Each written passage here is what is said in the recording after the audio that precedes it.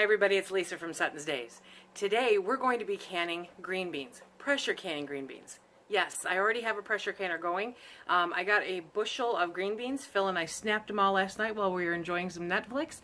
And now tonight after work, I'm getting them all jarred up. So it's going to be a multiple canner kind of night. I'm going to keep rotating them out, and that's the way that I can keep being productive.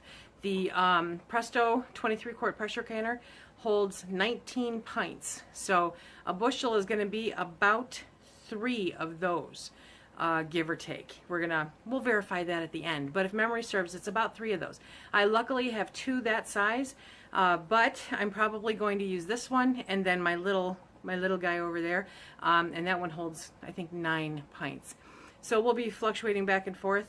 I might even pull the second 23-quart into action. We'll see how it goes. So that one is working right now, and right now what I'll do is I'll show you what we do for filling the jars. You want to get your green beans, and you want to snap off the end that came off the vine. You can snap off the other end if you want. It's not necessary. I don't tend to do it. I think Phil does. So half of ours will be that way and half of ours won't.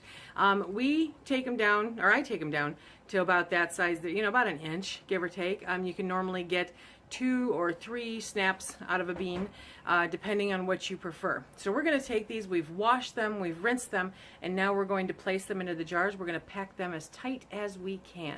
Come on. Now while we're packing the beans into the jars, I have a pot of water boiling on the stove. It was the other side of the canner there, and that is because we are going to be putting fresh boiling water into the jars when we're done. Now, a lot of people at this point, before they even add the green beans, they will put in salt. If you want to use salt, you want to use a teaspoon for pints and a teaspoon and a half for quarts, I believe. Double check that. Use what you care for. We don't use salt in this. I don't can with salt. It's not necessary to preserve the foods. It just is one step less that you have to do when you open up the jars. So I'm going to get all of these jars stuffed here, and when I come back, we will show you how about adding the water. I'm getting these ready for the next canner load, by the way, and I'm trying to beat the venting on this canner so that you guys don't have to listen to the steam. So I'll get all these jars filled. These are all snapped. See? Just all snapped. And I'm just sticking them in there. We'll go back and revisit the jars after we put some water in there, because the water will help it settle. Okay, we'll be back. I hope you'll excuse the pressure canner in the background, but I wanted to show you guys a little something, because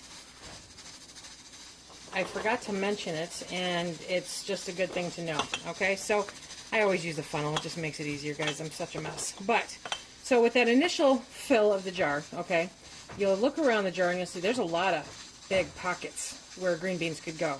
So if you take these and you just give them a good shake, like any grain or anything else, all of a sudden it settles and it gives you more room to push more beans in. Trying to do this on camera without making more of a mess. And then if it's sticking up a little bit, don't worry too much. Okay, you can always remove things, but you want to try to get as much in there as you can. Fill those pockets, let things settle down, push down, and then when you add that hot water, it's going to shrink a little bit more again. So if it's sticking up a little bit, don't fret too much. Okay.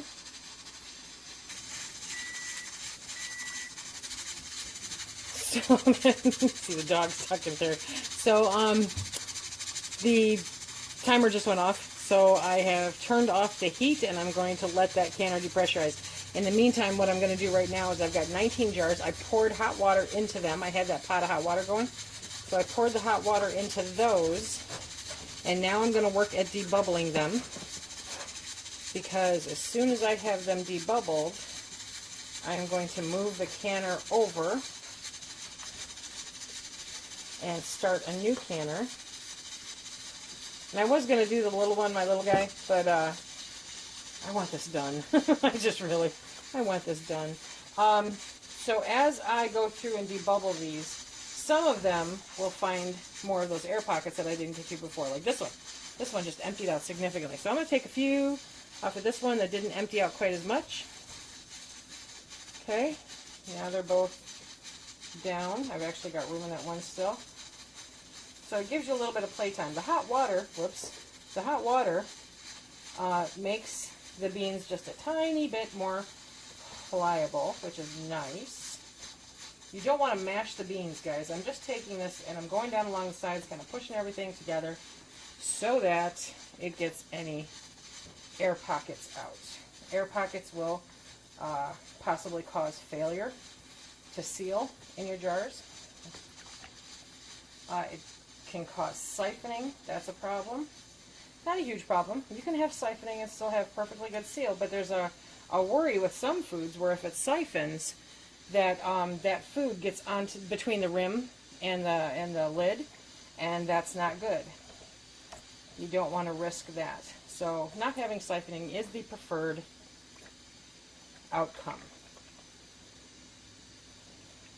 And watching me debubble is kind of like watching paint dry. So I'm going to get through these next 19 jars, and then I will bring you back when I get the other canner out. My fun fact for the day. That pressure canner holds 19 pints. This pressure canner holds 18 pints. They are both Prestos. They are both 23 quart. How many pints does your 23 quart hold? Okay, so we've got the first load there. They're on the rack cooling, so you can still see them bubble.